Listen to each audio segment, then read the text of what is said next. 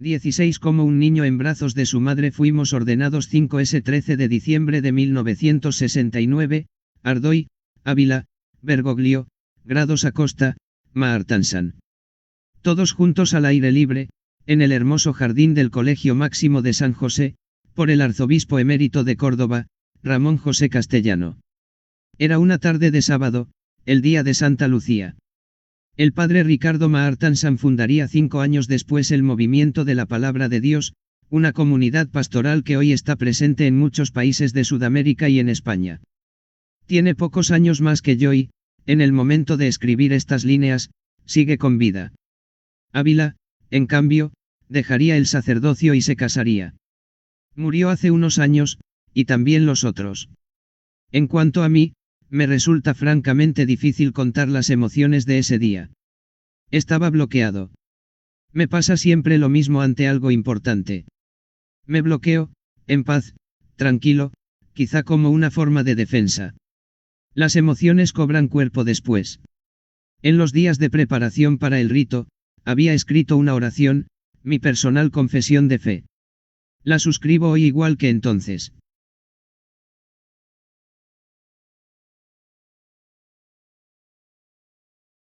Quiero creer en Dios Padre, que me ama como a un hijo, y en Jesús, el Señor, que infundió su espíritu en mi vida para hacerme sonreír y llevarme así al reino eterno de vida.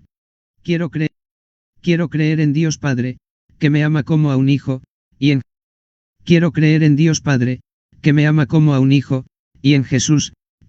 Quiero creer en Dios Padre, que me ama como a un hijo, y en Jesús, el Señor, que infundió su espíritu en mi vida para hacerme sonreír y llevarme así al reino eterno de vida.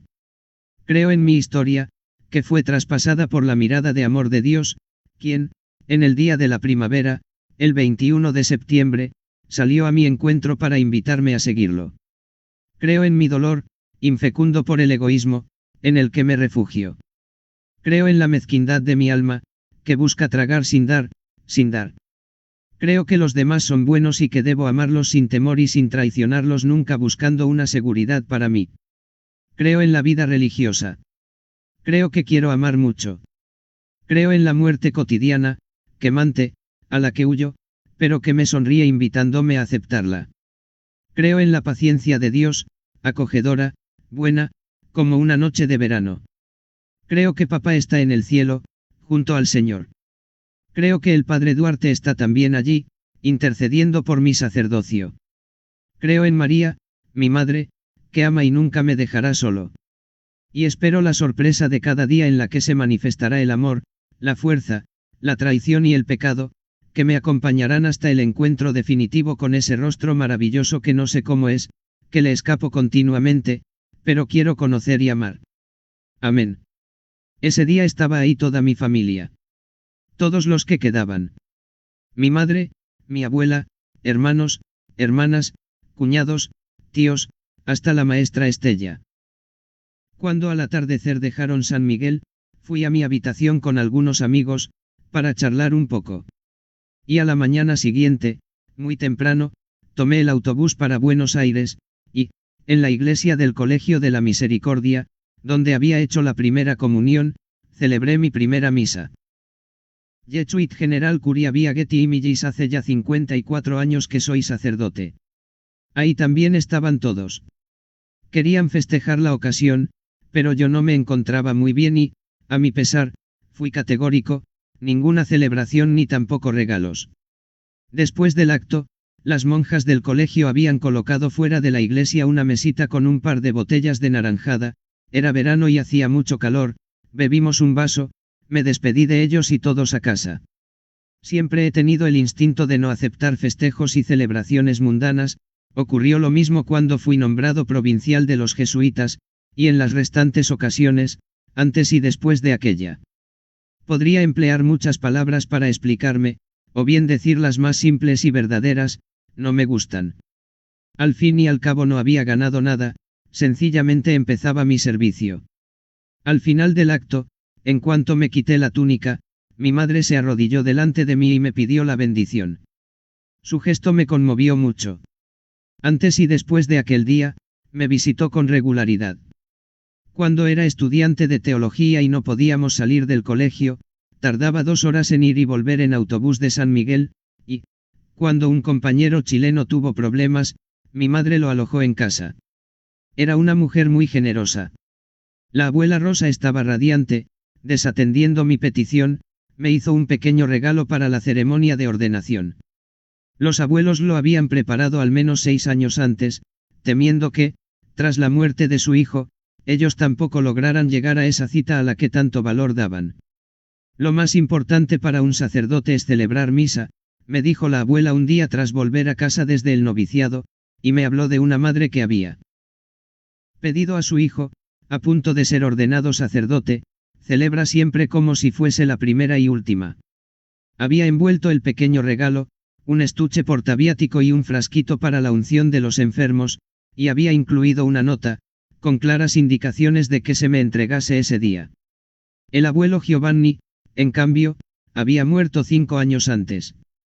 Aquella nota, que la abuela había escrito mezclando el español, que hablaba con fluidez pero que escribía con cierta dificultad, con el italiano, siempre la he conservado, en este día maravilloso, en el que podrás tener entre tus manos consagradas a Cristo Redentor y en el que se te abre el camino privilegiado hacia un apostolado más profundo, con este modesto obsequio, de poco valor material pero de altísimo valor espiritual, aunque distantes físicamente, tus abuelos Rosa y Juan están espiritualmente muy cerca de ti. Que Dios te bendiga. Que Dios te haga santo. Así como siempre he llevado conmigo, y desde hace más de medio siglo, su testamento espiritual, que la abuela me entregó una Navidad, 8 años antes de morir, San Justo, 25 de diciembre de 1966, día de Navidad. Que mis nietos, a los que he dado lo mejor de mi corazón, tengan una vida larga y feliz. Pero, si un día el dolor, la enfermedad o la pérdida de un ser querido los aflige, que recuerden siempre que un suspiro en el tabernáculo, donde se conserva el mártir más grande y venerable, y una mirada a María a los pies de la cruz pueden derramar una gota de bálsamo sobre las heridas más profundas y dolorosas. Lo guardo en el breviario y lo releo con frecuencia. Para mí es como una oración. Mis abuelos paternos sufrieron mucho en sus últimos años. La abuela se veía con unas amigas italianas, bordaban juntas, todos los meses le llegaba de Italia una revista que se llamaba Mani di Fata, manos de hada, y, con las manos, en efecto, sabía hacer maravillas. El abuelo Giovanni iba de vez en cuando a jugar a la petanca con los hombres del barrio. Pero, en general, vivieron en gran soledad.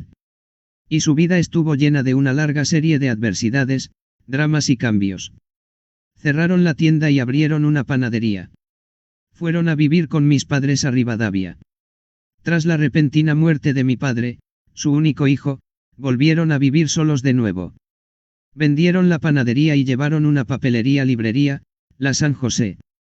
Y, al final, se establecieron los dos en el hospital italiano, tenía algunos apartamentos que alquilaba a gente mayor donde contaban también con cierta cobertura asistencial y sanitaria.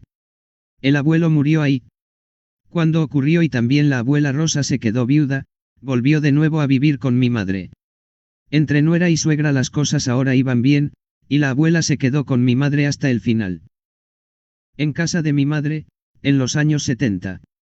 Solo en los últimos días fue necesario ingresarla en el Sanatorio San Camilo, en el barrio de Caballito. Estuve con ella hasta el final, en ese amanecer del 1 de agosto de 1974. A los niños nos decía a menudo que, el sudario no tiene bolsillos, y que nunca había visto un camión de mudanzas acompañar a un cortejo fúnebre, nos llevamos solo lo que hemos compartido con los demás. Había cumplido 90 años. La bendije. Su rostro estaba sereno. En Rasa Nostrana, el hermoso poema en dialecto que dibuja la emigración de los piamonteses al Viejo y al Nuevo Mundo, son muchos los personajes que aparecen, mecánicos y albañiles, mineros y campesinos, rubios con ojos celestes, enérgicos trapicheros, montañeros de nervios de acero y rostros rubicundos de alegría. Pero cuando pienso en los abuelos, el último verso es el que más me resuena en la mente, el pidle voulte ina estagium perdua barra ona frevo un malor del someste barra a jota incioda ant natumba patanua barra espersa ant un camp san foreste. La mayoría de las veces una estación perdida, o una fiebre o un accidente laboral, los clava en una tumba desnuda, perdida en un cementerio extranjero. Sus rostros, los de mis abuelos y los de mis padres, de quien cría a sus hijos, de quien trabaja para llevar el pan a casa, de los enfermos, de los curas viejos que tienen muchas heridas, pero también la sonrisa de quien ha servido al Señor, de las monjas que trabajan en el aislamiento, son para mí el rostro sano de la Iglesia, del pueblo de Dios. La Iglesia casa de todos, no una pequeña capilla en la que solo cabe un pequeño grupo de gente elegida. Porque no se debe reducir el seno de la Iglesia universal a un nido protector de nuestra mediocridad. Acababa de ser elegido obispo vicario de Flores, en 1992, cuando en Buenos Aires tuvo lugar una gran celebración por los enfermos. Estaba ahí para confesar, y hacia el final del acto se me acercó una mujer muy mayor y muy humilde. Los ojos le brillaban. «Abuela, ¿quiere usted confesarse?», le pregunté. «Sí. Pero si no ha pecado». «Todos hemos pecado», dijo ella. «¿Y si el Señor no la perdona?». «El Señor lo perdona todo», me respondió aquella mujer. «¿Segura?». «¿Pero cómo lo sabe usted, señora?». «Si el Señor no lo perdonase todo, el mundo no existiría. No podría haber tenido más sabiduría ni aunque hubiese estudiado en la Universidad Gregoriana. Porque la suya era la sabiduría que da el Espíritu Santo, la sabiduría interior que se abre a la misericordia de Dios. El pueblo no es una categoría lógica. Tampoco una categoría mística, si la entendemos en el sentido de que todo lo que el pueblo hace o dice ha de ser forzosamente bueno y justo, una especie de categoría angelical. No. El pueblo es una categoría mítica, si acaso. Una categoría mítica e histórica. El pueblo se forma en un proceso, con esfuerzo, por un objetivo o un proyecto común. La historia se construye a partir de este lento proceso de generaciones que se suceden.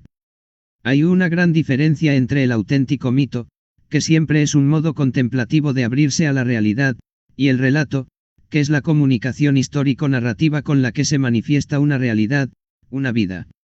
Existe también el relato fantástico, esto es, la elaboración de narraciones que no son sino justificaciones de algo que ha de ser impuesto, una narración construida para hacer pasar por verdadero lo que probablemente no lo es. El relato, en ese sentido, es una justificación. Es, por ejemplo, la manera que utiliza con frecuencia el poder para justificarse a sí mismo, sobre todo cuando es ilícito o injusto. El relato falsifica la vida. El mito, en cambio, es una manera de conocer la verdad, de llegar a la verdad. No tiene tiempo porque está unido a la naturaleza humana, visceralmente. Nos interroga, nos estimula, indaga en lo profundo, invita al diálogo y se renueva siempre, porque está seguro de sí mismo. Se precisa un mito para comprender la realidad viva del pueblo. Desde joven me encanta Dostoyevski.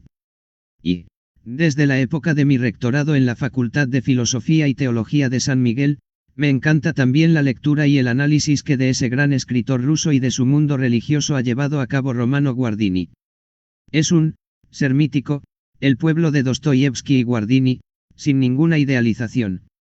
Aunque pecador, también miserable, representa a la humanidad auténtica, y es sano y fuerte a pesar de su degradación, dado que está inserto en la estructura fundamental de la vida, en una vocación compartida, en un sentido que lo trasciende. En ese sentido, está cerca de Dios. Y está profundamente en contacto con la creación, en la que, sentimos el misterio del amor de Dios por el mundo, el sentido de un acto creador y redentor que se renueva constantemente. En el mundo religioso de Dostoyevski, el destino de los personajes se juega en la pertenencia al pueblo o en el alejamiento de éste. Y el rasgo que da la identidad al pueblo es el Evangelio. Mi credo es muy simple, dice paradójicamente el escritor en una carta. Creer que no hay nada más hermoso, más profundo, más simpático, más razonable, más viril y más perfecto que Cristo, es más, no solo no hay nadie igual, sino que además, con celoso amor, me digo que no puede haberlo. No solo, sino que llego a decir que, Si alguien me demostrase que Cristo está fuera de la verdad y si fuese efectivamente cierto que la verdad no está en Cristo, preferiría permanecer con Cristo antes que con la verdad. Todos los personajes de Dostoyevsky experimentan la tensión del vivir, el mal, el dolor, la degradación, el pecado, y, sin embargo, Sofía, la compañera de Versilov en El adolescente, o su marido, el peregrino Makar, así como Sonia, la amiga de Rodion Raskolnikov en Crimen y Castigo, o el místico Zósimo de los hermanos Karamazov, encarnan la santidad de un pueblo de pecadores. Porque en el corazón del pueblo está Cristo. Y la transformación del pueblo no se consigue con la fuerza, la auténtica fuerza de transformación es el amor vivo y humilde que procede de Dios, la humildad y el amor son una fuerza inaudita, la mayor que hay, no existe otra que la iguale. Conectar con el alma del pueblo es un antídoto contra toda forma de populismo sectario que reduce esa alma a elemento faccioso e ideológico. Es una forma de acercamiento que no tiene su origen en la distancia, sino que nace en el estar con el pueblo. Y el encuentro permite otro conocimiento, donde el pueblo no es objeto sino sujeto. En el proyecto compartido y fraternal. En la comunión. El pueblo es sujeto. Y la Iglesia es el pueblo de Dios que camina en la historia, con alegrías y dolores. Este es hoy el sentir con la Iglesia, del que habla San Ignacio de Loyola en sus ejercicios espirituales. La imagen de la Iglesia que me gusta es la del santo pueblo fiel a Dios, una fe en la que todo teólogo debe sentirse sumido y por la que debe saberse también sostenido, llevado y abrazado. Es una definición que uso a menudo, y es además la de la Lumen Gentium, la segunda de las 4 constituciones dogmáticas del Concilio Vaticano II. La pertenencia a un pueblo tiene un fuerte valor teológico, Dios en la historia de la salvación salvó a un pueblo. No hay identidad plena sin pertenencia a un pueblo. Ningún hombre es una isla, completo en sí mismo, escribió el poeta inglés John Donne. Dios nos atrae teniendo en cuenta la compleja trama de relaciones interpersonales que existe en la comunidad humana. Entra en esta dinámica popular. Hay un sentido de la realidad de la fe que pertenece a todo el pueblo de Dios, incluso a cuantos no tienen especiales medios intelectuales para manifestarlo, y que requiere ser interceptado y escuchado. Dios no se avergüenza de su pueblo, no se avergüenza de avanzar en la historia. Ha querido mezclarse en la nuestra, fundirse en nuestros pecados, en nuestros fracasos. Y el hombre fue creado para hacer la historia, no para sobrevivir en la selva de la vida. No querer hacer la historia, mirar la vida y el mundo desde el balcón, es una postura parasitaria. La frase, cada uno nace con su destino ya escrito, me parece tan injusta como insoportable. No es verdad. En absoluto. La vida no se nos ha dado como un libreto de ópera, es una aventura a la que hay que lanzarse. Los fracasos no pueden detenernos si tenemos fuego en el corazón. Hay que dejar que la vida y Dios nos encuentren.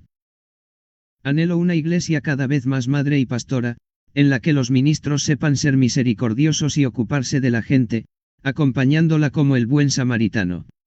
Dios es más grande que el pecado, siempre. Eso es el Evangelio.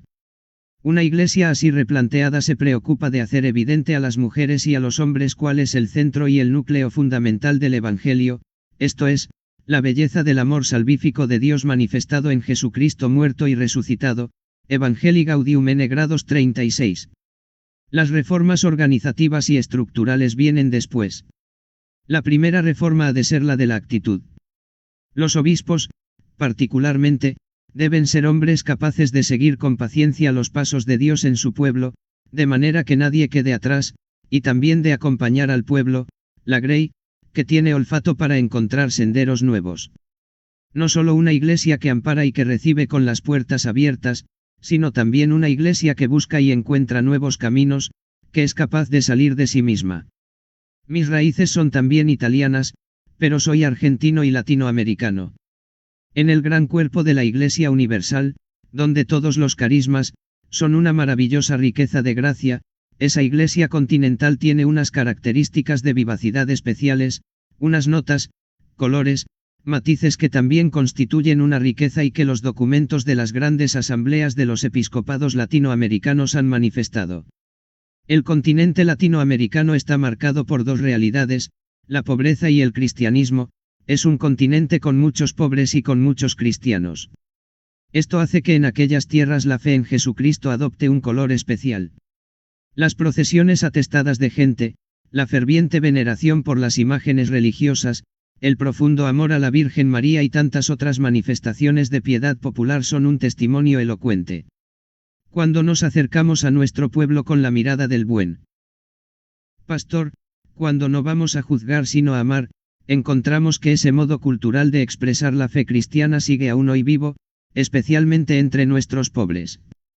Y esto fuera de cualquier idealización de los pobres, fuera de todo ideal de pobreza teologal. Es un hecho. Es una gran riqueza que Dios nos ha dado.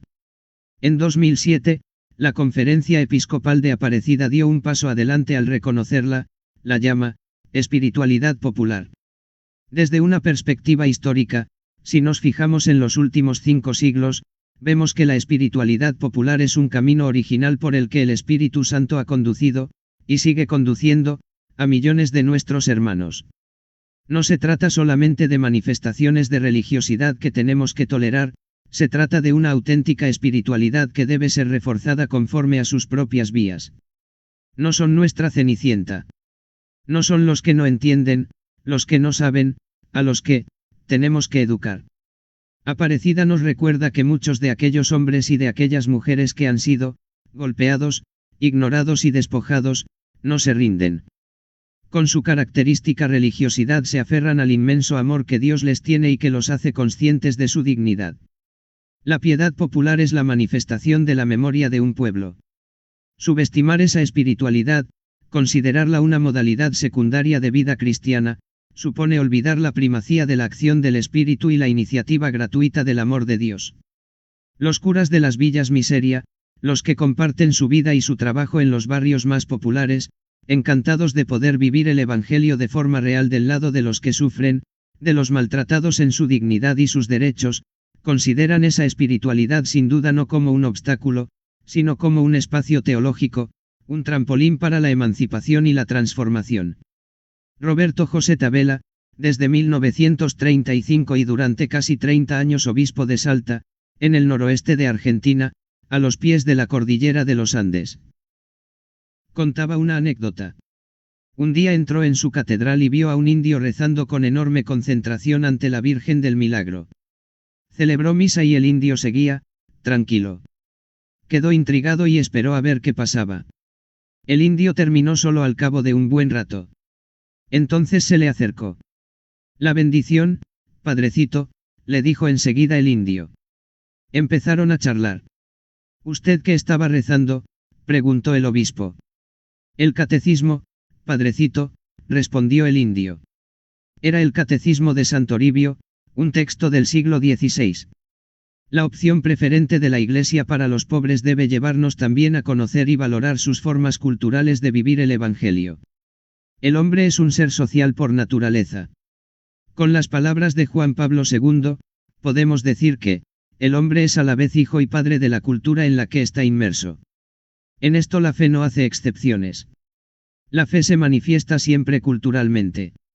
La fe es, sobre todo, una gracia divina, pero también es un acto humano, y, por consiguiente, un acto cultural. Cuando como Iglesia nos acercamos a los pobres, constatamos, más allá de las enormes dificultades cotidianas, un sentido trascendente de la vida. De algún modo, el consumismo no los ha atrapado. La vida aspira a algo que trasciende esta vida. El sentido trascendente de la existencia que se ve en el cristianismo popular es la antítesis del secularismo y de la mundanidad. Es un punto clave. Aparecida nos dice que es, una grandiosa confesión del Dios vivo que actúa en la historia. En la espiritualidad de esos hombres y esas mujeres hay un rico potencial de santidad y de justicia social. En la exhortación apostólica Evangelii Gaudium recordé que la misión en el corazón del pueblo no es un ornamento, un apéndice o un momento más de los muchos de la vida. Es mucho más, es algo que no puedo erradicar de mi ser si no quiero destruirme. Todos los cristianos y todas las comunidades están llamados a ser instrumentos de Dios para la liberación del pueblo y para el apoyo a los pobres. Permanecer sordos al grito del pobre nos coloca fuera de la voluntad del Padre y de su proyecto. Esto implica mucho más que cualquier acto esporádico de generosidad, exige crear una nueva mentalidad que piense en términos de comunidad, de prioridad de la vida de todos en relación con la apropiación de los bienes por parte de unos pocos. Jesús quiere que toquemos la miseria humana, que toquemos la carne sufriente de los otros, que aceptemos realmente entrar en contacto con su vida concreta y que conozcamos la fuerza de su ternura. Cuando lo hacemos, la vida se nos complica siempre maravillosamente y vivimos la intensa experiencia de ser pueblo, la experiencia de pertenecer a un pueblo. Un pueblo liberado, o que lucha por liberarse. Unir a Cristo y a María no es desde luego difícil para la manera de pensar del pueblo fiel. El documento de Puebla, el mensaje final de la Tercera Conferencia General del Episcopado Latinoamericano, de 1979, señala que María, es el punto de enlace del cielo con la tierra. Sin María, el Evangelio se desencarna, se desfigura y se transforma en ideología, en racionalismo espiritualista. María era una mujer del pueblo, humilde, de los suburbios, una chica de Nazaret, pequeña localidad de Galilea, en los márgenes del Imperio Romano y también de Israel, que vivía de su trabajo y del de su marido. Cuando el ángel la llama, llena de gracia, LC 1, 28, ella, se turbó grandemente, porque en su humildad siente que no es nada ante Dios. La humildad, escribió Mario Soldati, es esa virtud que, cuando se tiene, se cree que no se tiene. Cantando el Magnificat, LC 1, 46 a 55, María enseña que el Señor derriba la vanidad y el orgullo de aquellos que se creen que son rocas. Un día, un confesor, después de pedir permiso para difundirla, me contó la historia de una chiquilla, gente simple. La muchacha sufría molestias misteriosas y la llevaron a un hospital en Buenos Aires. Comenzó a tener paradas cardíacas y, al cabo de una semana del ingreso, le dijeron a su padre, ya no hay nada que hacer, le quedan pocas horas de vida. Era el atardecer. Aquel hombre humilde, obrero, desesperado fue a Luján, a la Basílica de la Virgen, pero, cuando llegó, las puertas y las verjas ya estaban cerradas. Asió la verja del santuario y empezó a rezar, a rezar, a rezar. Se quedó así toda la noche, ni siquiera se dio cuenta. Al amanecer tomó el autobús para regresar al hospital. Una vez dentro, encontró a su mujer en la sala de espera, no sé qué ha pasado, dicen que ya no tiene fiebre, no lo entienden. A la chica le dieron el alta pocos días después. También el rezo puede ser auténtica lucha. Los pobres. María escucha a los pobres. Es madre de los pobres y de los indefensos. Sabe que el Señor los enaltece. Sabe que es lo realmente importante. También en su vida terrenal, aunque estuviese sufriendo grandes penalidades, se mantuvo firme. Para comprenderla, para hablarle, hay que elegir esta perspectiva. La exhortación apostólica de Pablo VI Marialis Cultus ya manifiesta, por lo demás, la relación de María con la liberación de los pobres, una mujer fuerte que conoció la pobreza y el sufrimiento, la huida y el exilio, Mt 2, 13 a 23 situaciones todas estas que no pueden escapar a la atención de quien quiere secundar con espíritu evangélico las energías liberadoras del hombre y de la sociedad. La Iglesia está llamada a ser siempre la casa abierta del Padre, no una aduana, sino la casa paterna donde hay sitio para todos con su dura vida, y donde se lucha para conocer y eliminar esa dureza. Si la Iglesia entera lo asume, este dinamismo misionero llegará a todo el mundo, sin excepción. Pero ¿a quién tendrá que favorecer? Cuando uno lee el Evangelio encuentra una orientación muy clara, no tanto a los amigos, los vecinos, los iguales. Los nuestros, sino a los pobres y los enfermos, aquellos que suelen ser despreciados y olvidados, porque no pueden pagarte, LC 14, 14. No deben quedar dudas ni hay explicaciones que puedan debilitar este mensaje tan explícito. Hoy y siempre, los pobres son los destinatarios favoritos del Evangelio, como recordó Benedicto XVI. La Iglesia es mujer, no es varón. Los clérigos somos varones, pero nosotros no somos la Iglesia. La Iglesia es mujer porque es esposa. Y es el santo pueblo fiel de Dios, hombres y mujeres juntos. Por ello, fijar criterios nuevos y nuevas modalidades con el fin de que las mujeres participen en mayor medida y adquieran un papel protagonista en los ámbitos de la vida social y eclesial, para que su voz tenga cada vez más peso y se les reconozca cada vez más su autoridad, es un desafío más urgente que nunca. Tenemos que avanzar.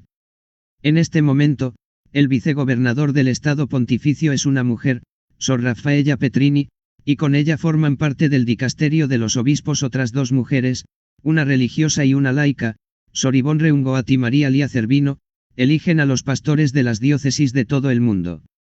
Otras ocupan puestos importantes en el Dicasterio para el Desarrollo Humano, en la Secretaría de Estado, en el Dicasterio para la Comunicación, y una mujer es la directora de los Museos Vaticanos. Si los clérigos no sabemos comprender qué es una mujer, qué es la teología de una mujer, nunca comprenderemos qué es la Iglesia. Uno de los grandes pecados que hemos cometido es el de masculinizarla. Por tanto, hay que desmasculinizar la Iglesia. Eso sí, teniendo presente que masculinizar a la mujer no sería humano ni cristiano, dado que el otro gran pecado es, sin duda, el clericalismo. Por lo que no se trata de cooptarlas a todas en el clero, de convertirlos a todos y a todas en diáconos con orden sagrado, sino de poner en pleno valor el principio mariano, que en la Iglesia es todavía más importante que el Petrino, María es más importante que Pedro, y la naturaleza mística de la mujer es más grande que el ministerio.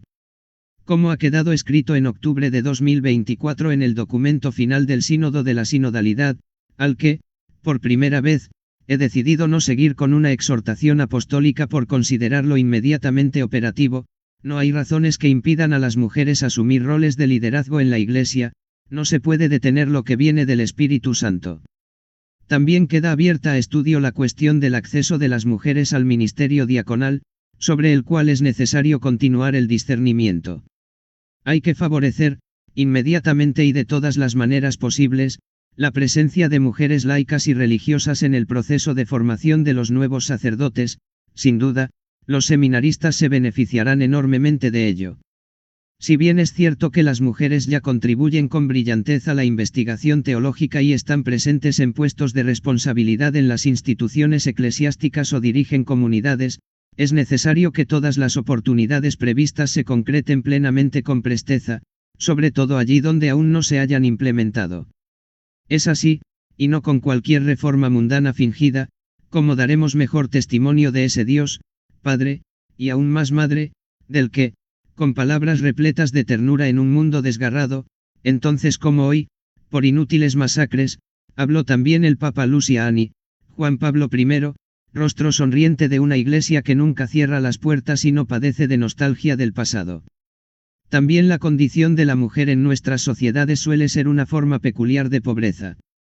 Símbolo de vida, el cuerpo femenino a menudo es agredido y mancillado por aquellos que tendrían que ser sus guardianes y compañeros de vida. Las muchas formas de violencia, de esclavitud, de mutilación del cuerpo de las mujeres, de mercantilización, de criminal degradación que lo reduce a objeto de venta y explotación, y también las discriminaciones y limitaciones profesionales, son una vergüenza de nuestras sociedades, que se enorgullecen de ser modernas y desarrolladas. Este es el verdadero escándalo contra el Evangelio, una vergüenza contra la que debemos combatir.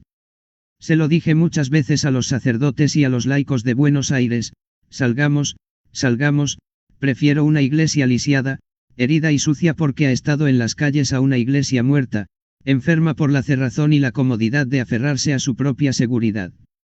Eso vale para toda la iglesia. Quien no se hilde sí mismo, en lugar de ser mediador, se convierte poco a poco en intermediario, en gestor. Y se vuelve triste. Curas tristes que se transforman en coleccionistas de antigüedades, o bien de novedades, que al fin y al cabo es lo mismo, en vez de ser pastores con olor a ovejas. Daniel Vides /AFP vía Getty Images lavando los pies de niños y sus madres en Buenos Aires, en 2005. En el tercer capítulo del profeta Joel puede leerse: vuestros ancianos tendrán sueños y vuestros jóvenes verán visiones, Joel 3, 1. En los sueños de los ancianos cabe la posibilidad de que los jóvenes tengan nuevas visiones, y de que todos tengan nuevamente futuro. En cambio, Las iglesias, sobre todo las de algunos países, a veces tienen programas y agendas demasiado cerradas. Sé bien que los programas son necesarios, pero me cuesta confiar en un organigrama. El espíritu está dispuesto a estimularnos, a avanzar. Y el espíritu se manifiesta también en la capacidad de soñar y en la capacidad de profetizar. Rejuveneces solo si no te cierras, si dialogas. Todo el mundo, también los jóvenes, que de lo contrario corren el riesgo de convertirse en jóvenes viejos, que se limitan a observar cómo pasa la historia. Es preciso saber soñar y saber arriesgar en la vida es lucha, es rechazar la eterna adaptación a la mediocridad.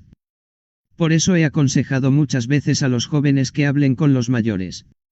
Si la gente mayor sabe soñar, los jóvenes podrán profetizar. Y, si los jóvenes no profetizan, a la iglesia, a la sociedad entera, le falta el aire. La realidad se ve mejor desde la periferia que desde el centro. Incluida la realidad del individuo, la periferia existencial, puedes tener un pensamiento muy estructurado, pero, cuando te enfrentas a alguien que no piensa como tú, de algún modo tienes que buscar razones para defender tu pensamiento, empieza el debate, y la periferia del pensamiento del otro te enriquece. La fecundidad, en la vida, no pasa solo por la acumulación de informaciones o solamente por el camino de la comunicación virtual, sino que procede de cambiar lo concreto de la existencia. El amor virtual no existe. El amor es exigencia y experiencia concreta. Todos los individuos pueden cambiar. También los individuos muy experimentados, todos. Esto no es optimismo. Es certeza en dos cosas, ante todo en el hombre, en la persona.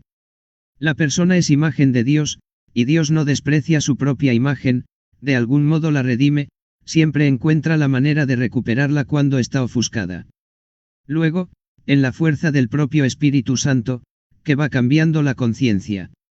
No es optimismo, repito, es fe en el individuo, que es hijo de Dios, y Dios nunca abandona a sus hijos. Nosotros los hijos no paramos de liarla, nos equivocamos, pecamos, pero, cuando pedimos perdón, la misericordia de Dios nos acepta y nos perdona, siempre. No se cansa de aceptarnos y de perdonarnos. Y nos cambia.